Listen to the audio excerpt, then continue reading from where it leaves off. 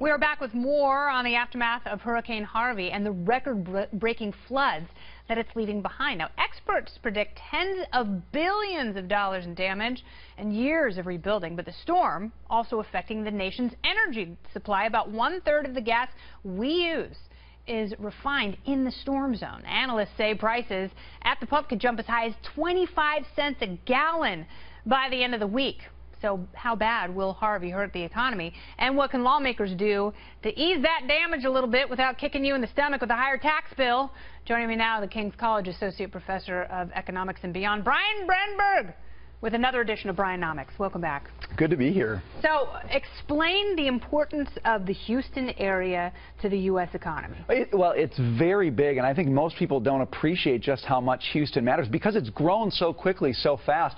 But the port in Houston is a very, very big deal. I mean, it accounts for $250 billion plus of economic activity across the state of Texas and beyond every year. Wow. And Texas itself is a big deal. I mean, almost 10% of U.S. economic output is coming from Texas. So when Houston goes out, which is about 1/3 of Texas output, that's a really big deal across the country. In some ways, it could be bigger than what we saw in Louisiana with Katrina, just because of Houston's prominence and growing prominence in the economy. Yeah, and there's so much energy that is concentrated right there, and not to mention the Houston shipping channel. Well, the Houston shipping channel is so big. I mean, you have so much coming in terms of crude oil imports, but you also have a lot of exports going out of there. The gas that we're talking about exporting, about 50% of that goes out of that port, 20% of chemical exports going out of there. So even if the refineries are okay, if the port has a problem, the shipping channel has a problem, that could really stall things both in the U.S. and around the world where other countries are looking for exports from the U.S. Is it dangerous? You talk about chemicals and gas and oil.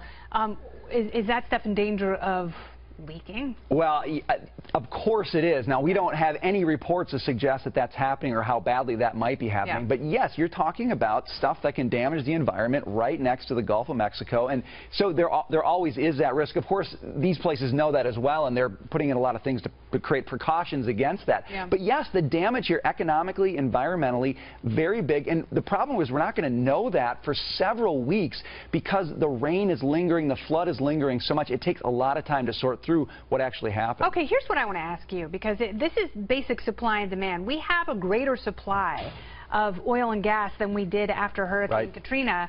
So if we still have that inventory, why are we being hit 25 cents a gallon maybe at the end of the week? I mean, that seems a little soon for cause and effect. Well, it all depends on what we expect in the future. All these prices are dictated based on future expectations. So if we think demand is going to stay high in the U.S., it'll drop a little bit after Labor Day, by the way, so that's probably a good thing. But if we think these refineries are going to take a month, 2 months to get up to full capacity, the markets are going to start baking that in right now, and suppliers are going to adjust, the people running the pumps are going to adjust. I mean, it's all based on future projections. So the hope is these refineries look at what's happening. They say the damage was minimal. It'll take us a week to get back up, 2 weeks to get back up. That'll go away quickly, and we won't see that price spike. But if it's a long-term thing, yes, prices are going to rise because they're baking in the future. All right, how bad is it on the Brianomics scale? If 1 is meh and 10 is holy underwear, where are we right now? I think we're a little closer to holy underwear